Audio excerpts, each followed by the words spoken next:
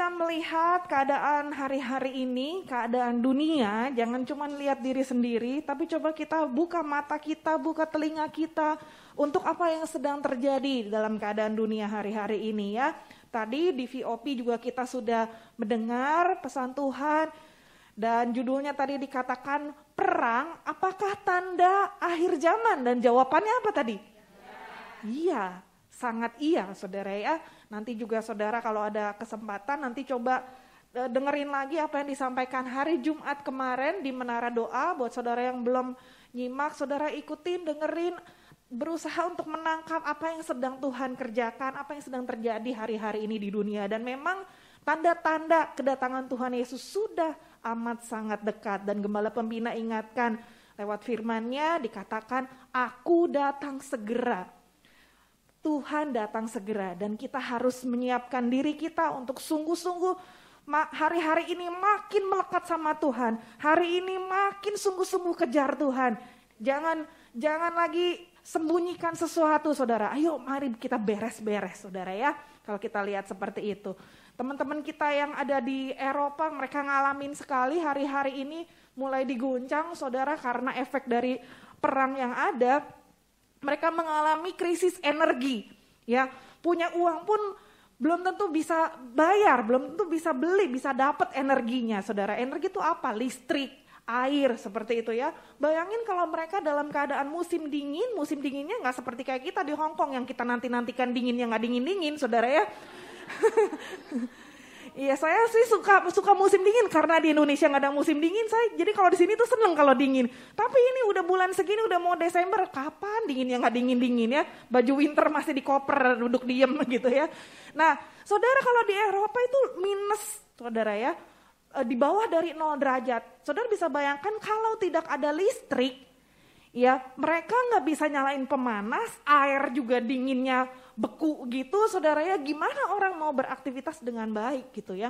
Nah jadi memang dengan semua keadaan yang sedang dialami hari-hari ini oleh dunia, goncangan ekonomi ya, resesi ekonomi global, itu semua memang kita berdoa supaya keadaan jadi lebih baik. Tetapi kalau kita lihat kembali back to the Bible, kembali kepada firman Tuhan, ya memang semuanya harus terjadi. Ya, dan kita harus siap menghadapi semuanya itu ya. Dari kita melihat keadaan, kita tahu bahwa memang Tuhan ini udah makin dekat nih waktunya untuk datang jemput kita ya. Nah saudara, kalau saya sih ya di rumah, kalau ada tamu mau datang, nomor 1 yang saya kerjain adalah beres-beres saudara. Siapa yang sama dengan saya coba? Oh kita senasib ya. Kalau nggak ada tamu mau datang, nggak terlalu beres-beres sih. Tapi kalau mau ada yang datang itu lebih lagi beres-beresnya daripada yang biasa, ya nggak saudara? Nah, kalau kita sepakat dengan hal ini, berarti kita juga kalau kita ngerti Tuhan mau datang, harusnya kita hari-hari ini ayo kita makin beres-beres diri, saudara ya. Tubuh kita ini adalah bait Allah, ya rumah Roh Kudus. Kalau Tuhan mau datang jemput, Tuhan mau datang berkunjung, bukan hanya berkunjung, menjemput membawa kita untuk datang ke rumahnya, saudara ya. Ayo kita siapin ini loh, bait ini. Hati kita diberesin, jangan sampai masih ada kutu, tanda kutip saudara ya. Masih ada sesuatu yang mengganjal di hati kita, masih ada kepahitan, jangan sampai masih ada, wah benci sana, benci sini, saudara ya.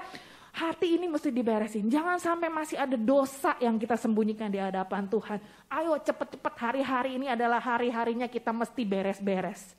Ya, saya ajarin satu kata baru kalau buat saya, beres-beres itu kan beres-beres, 4 suku kata. Bisa dipersingkat jadi beberes. Orang Sunda tuh gitu kalau ngomong maunya singkat padat jelas saudara ya.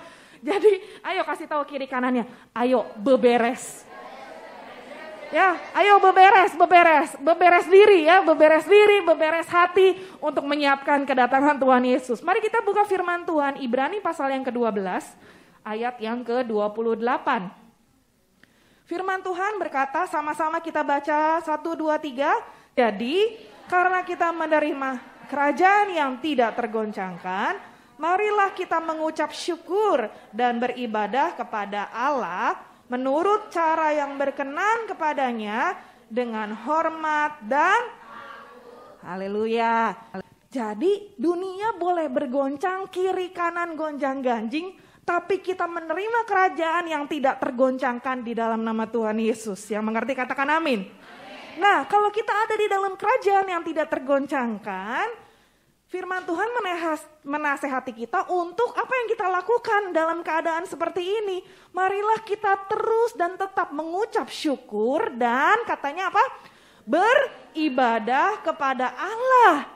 Nah, saudara, kalau dibuka dalam bahasa Inggrisnya, saudara ya, ternyata kata-kata beribadah kepada Allah di sini itu dipakai dalam bahasa Inggrisnya adalah worship. Ya. Nah, jadi ibadah itu bukan hanya berbicara sekarang kita sedang beribadah di gereja, di rumah Tuhan, duduk seperti ini kita bersama-sama ibadah, iya itu adalah ibadah. Tetapi kita bisa lakukan juga worship yang kita tidak hanya di ibadah, di ruang ibadah saja seperti ini, tapi di mana saja kita bisa lakukan worship. What is worship? Apa itu worship? Worship adalah kita menyembah Tuhan. Ya, waktu kita menyembah Tuhan, kita di rumah kita juga bisa menyembah Tuhan. Ya, kita sambil di jalan, hati kita bisa tetap connect sama Tuhan, kita bisa tetap menyembah Tuhan. Dan Tuhan katakan di firman ini, marilah kita mengucap syukur dan beribadah kepada Allah menurut apa? Cara yang berkenan kepadanya. Nah, Tuhan mau kalau kita lagi beribadah, kita menyembah Tuhan, itu caranya jangan sakar PDW. Bahasa Swissnya begitu ya, saudara ya. Nah, jadi kita perlu beribadah itu atau menyembah Tuhan itu dengan cara yang berkenan kepada Tuhan. Nah, kita mesti ngerti Tuhan tuh berkenan kalau caranya seperti apa. Nah, itu yang kita mau belajar hari ini lewat firman Tuhan, saudara. Jadi hari ini saya kasih judul, kasih tema khotbah hari ini adalah penyembahan yang berkenan. Katakan sama-sama penyembahan yang berkenan. Iya. Nah, kalau kita menyembah Tuhan dengan cara yang berkenan, satu, Tuhan disenangkan tentunya. Tetapi yang kedua, benefitnya, keuntungannya adalah untuk kita sendiri loh, saudara. Jadi waktu Anda datang ke rumah Tuhan beribadah seperti ini, yang cuan, yang untung itu bukan orang lain, bukan siapa-siapa, tapi keuntungannya adalah untuk diri kita sendiri loh. Ya kan? Nah, saudara coba, waktu saudara datang beribadah, saudara memuji dan menyembah Tuhan, saudara begitu semangat tadi saya lihat memuji menyembah Tuhan. Apa sih yang saudara rasakan, yang saudara dapat dengan ibadah, dengan penyembahan seperti itu? Apa yang saudara dapatkan? Sukacita, apalagi? Damai sejahtera, apalagi? Siapa yang terima kekuatan yang baru waktu saudara beribadah? Terima kekuatan baru, terima kelepasan, terima jawaban doa. Iman kita semakin dikuatkan, ya kan? Begitu banyak benefit atau keuntungan yang bisa kita terima pada saat kita datang beribadah. Apalagi kalau kita beribadah dengan cara yang berkenan kepada Tuhan. Dengan sungguh-sungguh kita memuji Tuhan, kita menyembah Tuhan. Karena ada kuasa yang dahsyat lewat pujian penyembahan. Amin. Ya, waktu kita nyanyikan puji-pujian kepada Tuhan. Iya, Tuhan senang dipuji, Tuhan senang disembah. Tapi itu juga seperti pedang yang bermata dua, bukan hanya firman Tuhan, karena lagu-lagu yang kita nyanyikan itu juga semuanya dari firman Tuhan. Kita menyenangkan Tuhan, tapi kita juga ke dalam kita ini dikuatkan. Berapa banyak yang ngalamin ada kuasa yang dahsyat lewat pujian penyembahan. Amin, khususnya di gereja kita adalah gereja pujian penyembahan. Sungguh-sungguh, waktu saudara datang ke tempat ini, saudara muji Tuhan dengan all out. Kita ngalamin kuasa Tuhan yang dahsyat. Yang ngalamin kuasa pujian penyembahan, yuk berdiri sama-sama. Kita muji Tuhan terlebih dahulu. Kita mau bersuka cita bersorak-sorai dengan segenap hati, dengan segenap tenaga. Katakan kiri kanannya, ada kuasa dalam pujian. Haleluya. Yuk nyanyi sama-sama ya.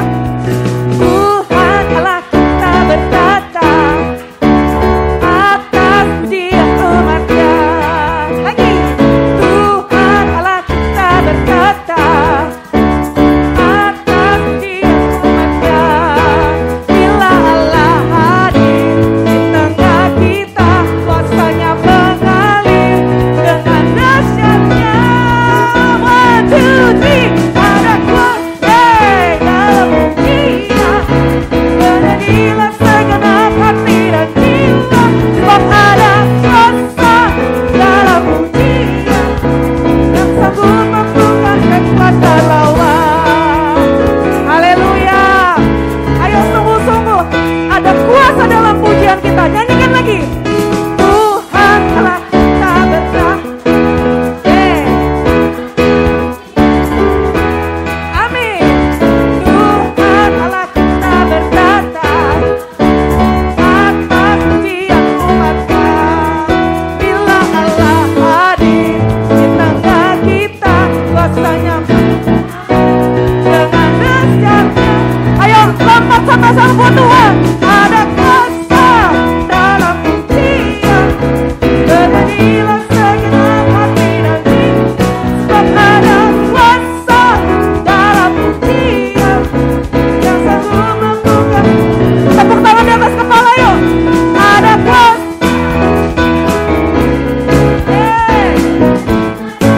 Hati dan jiwa, sebab ada kuasa dalam pujian yang sanggup membungkam kekuatan. Yang sanggup kekuatan lawan. Yang sanggup membungkam kekuatan lawan. Haleluya. Katakan Tuhan Yesus dahsyat. Tuhan Yesus hebat. Sebelum duduk kasih tahu lagi kiri kanannya. Ayo lebih lagi muji-muji Tuhan. Ayo lebih lagi all out buat Tuhan. Haleluya. Silakan duduk, kita lanjutkan firman Tuhan ya. Nah, tadi dikatakan kita mesti beribadah kepada Tuhan dengan cara yang berkenan. Berarti ada cara yang tidak berkenan nih. Ya. Nah, sekarang kita mau belajar masuk ya. Perkenalkan ini adalah tabut perjanjian, ya. Atau juga ada yang sebut tabut Tuhan, tabut perjanjian, Ark of the Covenant, seperti itu ya. Jadi ini adalah lambang dari kehadiran Tuhan. Jangan salah, kita tidak mengkeramatkan benda-benda tertentu, termasuk juga pada zaman ini segala Alkitab lah, kalung salib lah, atau apapun itu, kita tidak boleh mengkeramatkan benda-benda rohani tertentu. Tapi saya mau berbicara ini konteksnya pada zaman perjanjian lama. Tabut perjanjian ini Tuhan sendiri yang menyuruh untuk membuatnya. Pertama waktu zamannya Musa membawa bangsa Israel keluar dari Mesir menuju ke tanah perjanjian. Di tengah perjalanan di padang gurun itu Tuhan suruh untuk membangun satu tempat ibadah yang kita kenal dengan kemah Musa atau tabernakel Musa. Ada satu tenda besar gitu ya, ada ruangan, ada pelatarannya, ada ruang kudus, ada ruang maha kudus. Di ruang maha kudus ditaruhlah tabut perjanjian ini sebagai lambang dari kehadiran Tuhan. Yang bisa ketemu sama Tuhan di ruangan maha kudus, itu gak semua orang pada zaman itu. Gak seperti kita sekarang kalau kita mau beribadah, kapan saja, di mana saja kita bisa ketemu sama Tuhan toh. Tapi pada zaman itu, hanya imam besar yang kudus, benar-benar kudus, yang bisa masuk ke dalam ruangan itu. Ya, jadi benar-benar harus super kudus nih saudara. Misalkan tadi habis sebel gitu sama si asistennya gitu ya, masuk belum pemberesan nih, hatinya masih grundel gitu ya, terus masuk ke ruang maha kudus, mati saudara. Seriusan. Ya, dia bisa mati di dalam situ kalau dia nggak benar-benar jaga hatinya gitu ya. Dia nggak benar-benar dalam keadaan yang kudus. Nah, jadi sebegitunya saudara ya. Dan kalau Tuhan hadir, itu bangsa Israel bisa ngelihat dari luar ada awan kemuliaan Tuhan yang tebal, yang pekat, yang hadir di atasnya ruang maha kudus itu saudara. Nah, jadi saudara, tabut perjanjian ini pada waktu itu sangat sakral sekali. Wah, ini tuh mesti hati-hati nih, memperlakukannya harus dengan super hati-hati. Nah, terus saudara, saya move on lagi nih pada zaman berikutnya. Waktu zaman Musa sudah berlalu, sekarang udah zamannya Daud nih.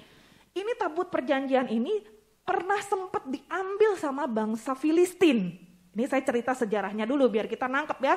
Diambil sama bangsa Filistin itu yang tidak mengenal Tuhan. Ini musuhnya bangsa Israel.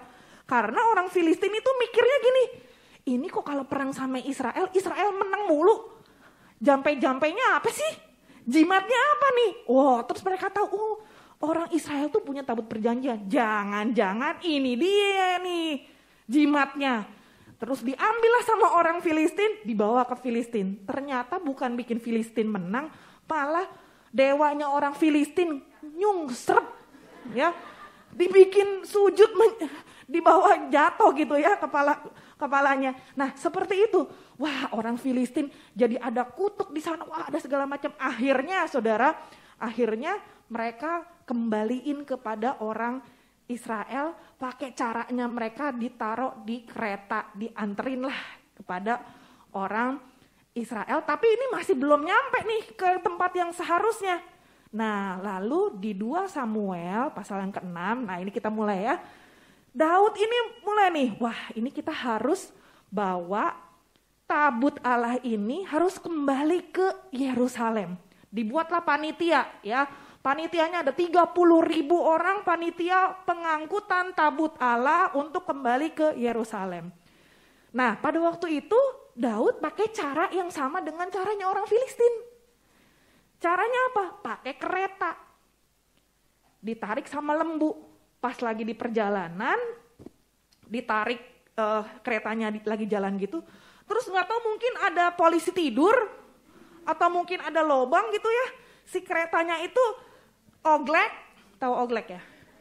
Ya pokoknya gitulah, jeglek gitu kan ya. Terus tabut Allahnya itu mau jatuh gitu kan. Terus ada satu orang itu mau menyelamatkan ceritanya. Mungkin kalau zaman kita sekarang ada yang miring gitu, kita selamatin, mungkin kalau latah dia akan ngomong kayak gini, copot gitu kan. Dia mau menyelamatkan, dia ulurin tangannya untuk nangkep si menyelamatkan tabut Allah. Tapi malah usahanya yang mati. Tuhan itu gak berkenan dengan cara orang Filistin.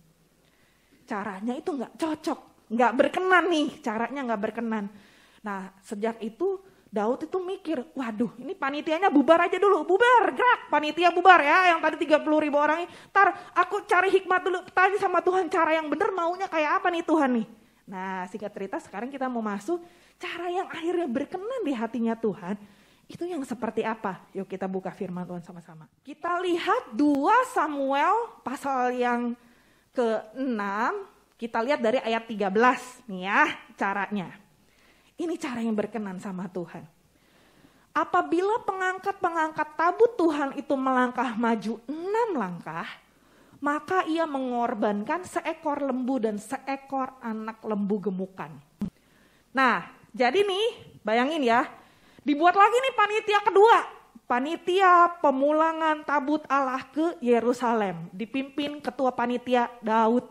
Ya, caranya waktu mereka berangkat nih, bayangin ya, mereka udah bener nih caranya sama orang Lewi yang dipakai untuk ngangkut, bukan pakai kereta lagi, karena cara pakai kereta itu nggak berkenan. Sekarang diangkut sama orang Lewi, udah bener nih caranya ya. Terus mereka angkat, setiap jalan 6 langkah, ji, ro, lu, pat, mo, 6. Setiap 6 langkah, mereka iring-iringan itu mereka berhenti, terus ngapain mereka?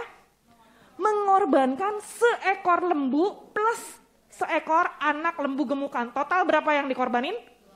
2 ekor binatang, 2 ekor hewan dikorbankan. 6 langkah berhenti, 6 langkah berhenti. Bayangin saudara waktu itu kehebohannya kayak apa.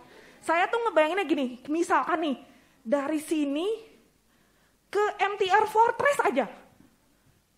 Setiap 6 langkah, 1, 2, 3, 4.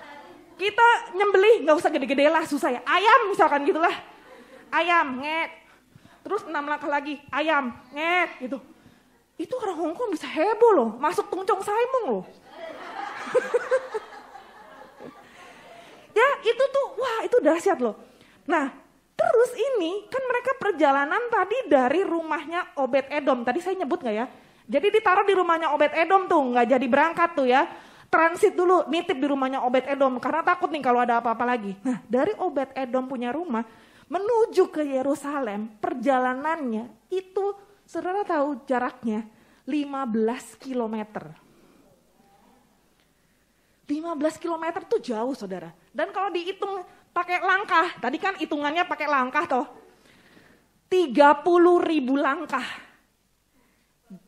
Nah, hitung matematikanya coba sekarang. 30.000 langkah dibagi 6 karena kan tadi berhenti kan. Jadi berapa? Berapa kali berhenti itu mereka? 5.000. Setiap 6 langkah berhenti artinya tuh berhentinya 5.000. Dan artinya dalam perjalanan itu total mereka menyembelih 5.000 ekor lembu plus seekor anak lembu gemukan. Total 10.000. Saudara tahu kalau mereka tuh mempersembahkan korban buat Tuhan, itu korbannya harus yang mulus-lus, gak boleh cacat celak. Misalkan ada korengan dikit, kagak boleh. Itu lembunya juling-juling gitu matanya, gak boleh saudara. Gak boleh ada panunya, ada coel dikit, gak boleh. Itu mesti super-super yang the best banget kalau mempersembahkan buat Tuhan itu saudara. Zaman itu begitu kondisinya. Jadi bayangin harga yang dibayar oleh Daud pada waktu itu untuk mempersembahkan buat Tuhan, untuk ibadah ini, untuk perayaan ini itu luar biasa. Nah dari sini kita bisa belajar bahwa penyembahan yang berkenan terjadi pada saat ada harga yang dibayar. Nah sekarang cek dan recheck dirimu. Saya udah bayar harga apa ya untuk aku beribadah sama Tuhan. Jadi kalau beribadah tuh mesti ada harga yang dibayar. Bukan cuma bayar kolektor, itu mah sap-sap soy. Basah-basah air. Yang orang Indonesia gak ngerti. Terlalu sedikit kita bisa kembalikan buat Tuhan. Tapi Tuhan tuh suka kalau kita tuh ada harga yang perlu dibayar. Mungkin harga yang harus dibayar sekarang nggak seperti waktu itu dengan darah lembu. Itu bayangin sepanjang jalan bukan red carpet saudara ya. Itu bener-bener red darah saudara ya. Sepanjang perjalanan itu wah darah, berapa banyak darah yang ditumpahkan. Puji Tuhan kita sekarang nggak perlu mengorbankan darah lagi karena darah Yesus sudah cukup untuk menebus dosa saya dan saudaranya seisi dunia ini. Pengorbanan Yesus cukup buat setiap kita. Nah kita harga apa yang kita bayar buat Tuhan? Mungkin hari-hari ini harga yang kita bayar mungkin ada yang ngalamin sampai dicoret dari kartu keluarga, gak dianggap anak lagi gara-gara Anda beribadah kepada Isa Al-Masih, kepada Tuhan Yesus. Jangan kecil hati, jangan kecewa. Tuhan suka. Ya, Tuhan itu melihat segala pengorbanan kita, segala harga yang kita bayar, kita berikan buat Tuhan karena kasih kita kepada Tuhan. Kenapa Daud bisa bayar harga sampai dahsyat luar biasa kayak gitu? Saya percaya karena ada cinta. Hati yang mencintai itu gak mikir logika lagi saudara. Kalau hati kita itu cinta akan sesuatu, akan seseorang, akan apapun juga itu kita pasti akan all out banget. Udah gak pakai mikir-mikir lagi. Sampai orang bilang, ini orang kok gendeng banget sih buat Tuhan. Coba lihat Daud gendeng banget itu 10.000 dipersembahkan seperti itu, dikorbankan seperti itu buat Tuhan. Dan itu tuh dahsyat. Karena apa? Karena ada hati yang mengasihi. Kalau kita mengasihi Tuhan sungguh-sungguh, kita gak akan hitung-hitungan sama Tuhan. Kalau kita gak hitung-hitungan sama Tuhan, saya percaya Tuhan juga gak bakal hitung-hitungan sama kita. Tuhan akan lebih lagi jor-joran sama kita, memberkati setiap kita lebih lagi. Amin. Nah jadi ini yang pertama saudara, untuk penyembahan yang berkenan terjadi, ada harga yang dibayar. Kita lihat berikutnya. Tadi ayat 13, sekarang ayat 14. Terus sepanjang jalan itu, Daud itu menari-nari di hadapan Tuhan dengan biasa aja, Bo. Enggak loh. Dengan sekuat tenaga, ia berbaju efod dari kain lenan. Nah, ini yang kedua, saudara ya. Yang kedua, penyembahan yang berkenan terjadi pada saat ada tindakan secara fisik. Ya, jadi tindakan secara fisik itu terlihat, saudara. Penyembahan kita itu bukan cuma hanya di dalam hati. Banyak orang yang berkata, kan balikin lagi ke Alkitab, Tuhan itu melihat yang di hati. Bukan melihat yang dilihat manusia yang di luar, tapi Tuhan melihat hati. Iya betul, itu gak salah, itu juga firman Tuhan. Tapi Tuhan juga merindukan ada tindakan nyata yang fisik kita juga kerjakan seperti Daud kasih contoh di sini. Dia itu menari-nari buat Tuhan dengan sekuat tenaga. All out dengan tenaganya, dengan secara fisiknya bisa terlihat oleh orang lain seperti itu. Ya, nah nanti kita nih Desember, bentar lagi udah Desember ya, berapa hari lagi udah Desember nih. Di Natalan kita nanti banyak penari nih. Nah penari-penari, ayo kalau nari tuh dari ujung rambut sampai ujung kaki gerak semuanya. Nggak ada yang nempel di lantai diem gini. Ada kuasa, nggak ada. Ya semuanya mesti gerak, mesti goyang semua sampai keringetan. Kalau belum keringetan itu masih belum all out namanya. Bukan hanya penari, nanti kita ajak semua satu stadium, kita ajak goyang semuanya ya. Seperti Daud, ada tindakan yang terlihat secara fisik. Kita all out buat Tuhan seperti itu. Yang mau katakan amin? Amin. Nah terus, yang ketiga sekarang ya, ayat yang ke-15, Daud dan seluruh orang Israel mengangkut tabut Tuhan itu dengan diiringi sorak dan bunyi sangkakala. Bayangin, itu udah iring-iringannya orangnya banyak, udah ngorbanin darah begitu banyak, udah pada nggak ada yang diem, semuanya gerak semua. Ditambah lagi mereka tuh berisik loh, kayak kita. Ya kan, ada sorak-sorai, mereka sorak-sorai, mereka suara mereka pasti kalau namanya sorak itu nggak ada yang haleluya, puji Tuhan, pasti semuanya tuh wah haleluya. Makanya saya kalau mau mulai khotbah biasanya mesti saya ajakin sorak-sorai dulu ya kan. Saya tuh dulu orangnya diem, saudara, nggak model nyablak begini saudara ya. Tapi ternyata saudara mengekspresikan pujian kepada Tuhan, kita keluarin, itu tuh wow cengah asik loh. Iya, maksudnya gini loh. Nih tak ceritain gini ya. Biasanya orang memang kalau orang pendiam itu biasanya kalau mau teriak gitu kayaknya gimana gitu ya, agak kayaknya bukan style gua gitu ya, kayaknya kalau orangnya memang pendiam gitu. Tapi cobain gini aja, tak ceritain. Aku tuh pernah nonton pertandingan badminton, sekarang kan lagi World Cup, pertandingan bola dunia. Bola saya nggak terlalu ngikutin lah, tapi yang saya pernah ngikutin secara langsung itu pertandingan badminton, waktu itu pas di Hong Kong. Saya datang tuh berduaan sama Lepi gitu ya, datang pertandingan antara Indonesia lawan Hong Kong, seru banget saudara. Yang nonton orang Indonesia, bawa bendera Indonesia, tapi tinggalnya di Hong Kong. Jadi sebenarnya agak galau nih. Sebenarnya gue harus belainnya yang mana gitu ya. Mungkin kalau Hong Kong lawan yang lain, mungkin saya belainnya Hong Kong gitu. Tapi ini karena Indonesia lawan Hong Kong. Terus Levi kan paspornya Hong Kong kan. Tapi dia juga cinta Indonesia loh. Kita berduaan nonton bawa bendera Indonesia. Kita teriak-teriak, Indonesia. Dia kan diem ya orangnya ya, bisa teriak-teriak juga loh. Indonesia, wah pas lagi masuk, ya kita teriak-teriak, wah teriak-teriak pakai kan dikasih kayak balon yang itu kan. Indonesia, dung dung dung dung dung, Indonesia, dung dung dung dung dung. Ternyata urakan begitu seru juga loh. Terus kan nggak ada yang kenal saya kan waktu itu kan. Tetangga-tetangga sebelah, udah pokoknya kita jejeritan aja gitu ya. Sampai serak saudara teriak-teriakan gitu ya. Sampai biasanya kalau di gereja kan sorak-soranya haleluya ya. Sampai lupa kalau di situ tuh bukan di gereja. Jadi pas lagi masuk itu pengennya teriaknya haleluya gitu loh. Kebiasaan sorak-sorai soalnya gitu ya. Tapi ternyata itu tuh, asik loh, bisa meluapkan, mengungkapkan begitu. Orang dunia aja kasih nasihat kalau lagi stres gitu ya, pergi tuh ke pantai, keluarin semua unek-unek, teriak yang kenceng, wah gitu kan, keluar gitu kan. Ternyata itu maksudnya loh, kita sorak-sorak itu kita meluapkan, kita mengungkapkan. Memang ada waktunya kita perlu berdiam diri, tapi ada saatnya juga kita perlu mengungkapkan itu. Ya, kita keluarin emosi kita dengan itu, saudara ya. Sorak-sorai, bunyi sangkakala ini berisik, pasti enggak diem, ini pasti ruame pol, saudara ya.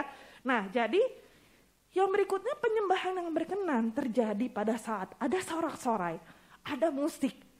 Ya, saudara mungkin nggak bisa teriak-teriak di rumah setiap saat. Jangan, saudara ya, nanti diprotes sama majikan apa nih, gitu lagi masak tiba-tiba haleluya gitu.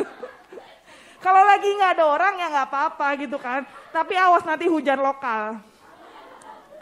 Nah, tapi saudara yang bisa mungkin main musik ya, bisa pakai gitar, sambil genjreng-genjreng di rumah pelan-pelan gitu kan ya. Muji Tuhan, nyembah Tuhan, Tuhan suka kita ungkapkan dengan cara seperti itu ya. Nah berikutnya nih, lanjut lagi. Sekarang udah mulai nih, tabutnya mulai masuk ke kota Daud. Pas mulai masuk ke pintu gerbang, mungkin itu tadi lembu yang ke 4129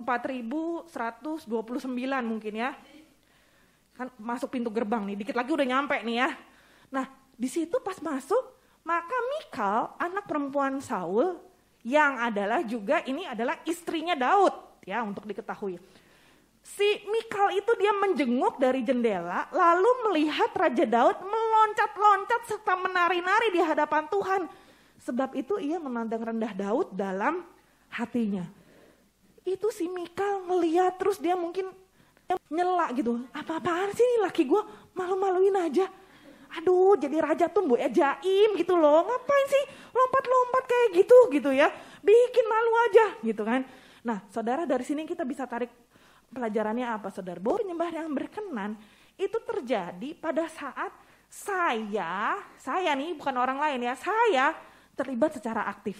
Yang tidak aktif jangan komentarin orang lain, jangan kepoin orang lain.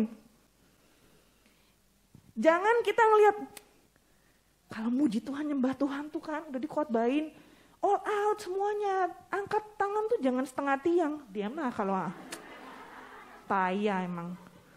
Orang-orang sorak-sorai haleluya, diem aja malah mainan HP, gimana sih? Jangan komentarin orang lain, urus dirimu masing-masing. Saya yang harus terlibat secara aktif, amin. Orang lain masih belum nyampe, masih belum ngerti, masih belum, karena ekspresi seperti itu nggak bisa disuruh-suruh. Lu teriak dong, sorak-sorai dong. Angkat tangannya yang tinggi lah. Tepuk tangan kalau nggak ada suaranya gimana sih? Sorak-sorai jangan dalam hati. Jangan nasihatin orang lain, ngomongin orang lain. Udah urus dirimu sendiri, yang penting aku all out buat Tuhan. Aku mau aktif, aku mau menari buat Tuhan, aku mau. Amin. Nah, jadi siapa yang harus terlibat secara aktif? Saya. Nah, kan kalau semuanya bilang saya, semuanya jadi aktif kan? Amin. Nah, itu saudara, Tuhan suka, Tuhan berkenan ya. Nah, terus belum kelar nih. Udah hampir sampai nih ya sekarang tabutnya ya. Ayat 17 sampai 19 kita lihat. Terus tabut Tuhan itu dibawa masuk, nyampe nih. Udah lembu ke 5.000 nih dikit lagi ya. Lalu diletakkan di tempatnya di dalam kemah yang dibentangkan Daud untuk itu. Kemudian Daud mempersembahkan korban bakaran dan korban keselamatan di hadapan Tuhan. Nah ini korban terakhir ya udah nyampe. Nah jadi si tabutnya itu ditaruh di dalam satu kemah. Makanya kemah Daud itu dia nggak ada sekat-sekatnya, nggak ada segala macam.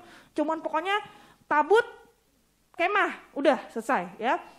Setelah Daud selesai mempersembahkan korban bakaran dan korban keselamatan, diberkatinya lah bangsa itu demi nama Tuhan semesta alam. Abis itu harusnya udah selesai kan?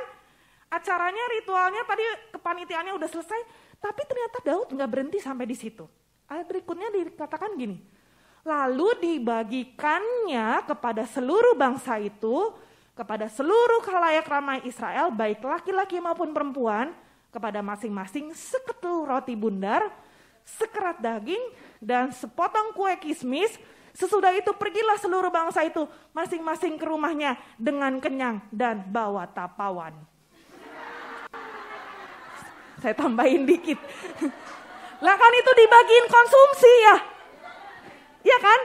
Itu kan ayatnya kan catat dibagiin konsumsi tuh. Tahu nggak? Di sana mah rotinya nggak segede roti Maxim kecil segini. Sana tuh kalau ngomong roti, rotinya gede-gede. Iya segede gini, lebih gede dari muka kita. Makan satu blenger-blenger saudara. Udah gitu keras pula, tidak beragi kan. Ya emang makanannya di sana gitu saudara ya. Kalau saudara punya kesempatan pergi ke Israel ya, hari pertama, hari kedua, masih seneng makanan-makanan sana. Hari ketiga keluar sambal terasi, kering tempe, abon. Ya gitu menunya beda saudara. Nah perhatikan ini di sini ya. Ternyata yang dilakukan oleh Daud untuk menjadi penyembah yang berkenan, Daud itu enggak cuman fokus untuk nyenengin Tuhan tok. Semua tadi yang dia lakukan di awal, dia berikan bayar harga buat Tuhan. Dia potong lembu, potong segala macam buat Tuhan. Dia menari buat Tuhan. Dia sorak-sorai pakai alat musik buat Tuhan. Semuanya buat Tuhan, buat Tuhan, buat Tuhan. Tapi setelah itu dia gak berhenti sampai fokus kepada Tuhan. Karena ibadah bukan hanya bicara secara vertikal, tapi ibadah juga secara horizontal. Buat Tuhan udah selesai, dia perhatikan sesamanya. Dia perhatikan rakyatnya, ya. Nah, jadi saudara di sini penyembahan yang berkenan itu terjadi pada saat ada tindakan yang nyata kepada sesama. Jadi jangan sampai kita dicap sama orang di luar itu, ibadah si rajin. Dikit-dikit Tuhan. Ini buat Tuhan, aku cinta Tuhan. Tuhan. Tapi kiri kanan disikut. Saking lihatnya ke atas terus, lurus terus ya. Ada jurang di sini nggak kelihatan. Ada orang sakit nggak dibantu. Kak, aku lapar kak, bisa bantu saya nggak kak? Saya berdoa buat kamu ya, sini saya berdoa. Tuhan berkati ya, padahal di tas banyak nasi bungkus. Kalau kita sungguh-sungguh beribadah dengan cara yang benar, kita itu nggak cuma ingat Tuhan, tapi kita juga ingat sesama kita. Apa yang kita bisa lakukan untuk membantu sesama? Saya percaya kita pasti punya hati yang seperti hatinya Tuhan, sehingga kita bertindak, ada tindakan nyata, bukan cuman ngomong doang. Jangan cuman ngomong, iya saya berdoa buat kamu ya, sampai rumah juga lupa gak didoain. Ngomong aja, gimana toh? Halo. Tapi seorang penyembah yang berkenan, kita menyembah Tuhan dengan kita intim sama Tuhan, hati kita itu dirubah. Ada perubahan karakter, perubahan sifat. Ada sesuatu yang berubah di hati kita sehingga outputnya di luarnya juga akan kelihatan perubahannya. Itu yang Tuhan nantikan. Itu yang Tuhan suka. Amin. Di MDPJ awal bulan ini dikatakan seperti ini. Penyembahan yang tidak merubah karakter penyembah itu adalah penyembahan palsu. Keras sekali dikatakan seperti itu. Penyembahan yang tidak merubah karakter itu penyembahan palsu, saudara. Nah, karena itu jangan sampai kita menjadi penyembah-penyembah yang palsu. Tapi sungguh-sungguh lahirkan buahnya, kelihatan perubahannya. Dari hasil kita beribadah, kita menyembah kepada Tuhan, kita tuh semakin hari semakin serupa, sifatnya juga sama seperti yang kita sembah. Amin. Apalagi hari-hari ini kita lihat keadaan zaman seperti ini, kita harus makin lagi intim sama Tuhan. Yang mau katakan amin. Siapa yang siap dirubah sama Tuhan lebih lagi? Jangan cuma di gereja amin kenceng. Ya, tapi ayo ingat sekali lagi, ibadah bukan hanya di rumah Tuhan. Penyembahan bukan hanya waktu kita ada di rumah Tuhan, tapi setiap hari. Jadilah penyembah-penyembah yang berkenan kepada Tuhan. Amin. Oke, tadi ulang lagi sedikit biar lebih hafal. Dari beberapa poin tadi, 1, 2, 3, sampai berapa tuh tadi? Nggak dipakai nomor ya. Nomor 1 apa? Penyembahan yang berkenan terjadi pada saat 1. Ada harga yang harus dibayar. 2. Ya, secara fisik. Oke, 3. Sorak-sorai dan musik. 4. Sayanya terlibat secara aktif. Oke, 5. Ada tindakan yang nyata kepada sesama. Siapa yang melakukan 5 hal itu? Yuk bangkit berdiri sama-sama, yuk. Terima kasih Tuhan, jadikan kami penyembah-penyembah yang berkenan kepadamu. Ampuni kami kalau selama ini mungkin kami kurang bayar harga buat Tuhan. Kurang menunjukkan cinta kasih kami kepadamu. Ampuni kami kalau kami suka kurang all out buat Tuhan. Kami minta Tuhan biar hari ini kembalikan kasih yang mula-mula itu dalam hati setiap kami. Biar sungguh-sungguh kami boleh menjadi penyembah-penyembah yang berkenan sama Tuhan. Dan kami rindukan ada buah-buah yang nyata, yang real, yang bisa dilihat sama orang. Sehingga orang-orang boleh tertarik datang kepada Tuhan karena mereka melihat ada Kristus dalam kehidupan setiap kami. Apapun yang terjadi hari-hari ini di dunia ini Tuhan, kami mau berkata, kami mau tetap menyembah Engkau. Tuhan Yesus, Engkau tetap Allah kami. Terima kasih Tuhan, terima kasih. Mari angkat tangan kita sembah Dia. Ku sembah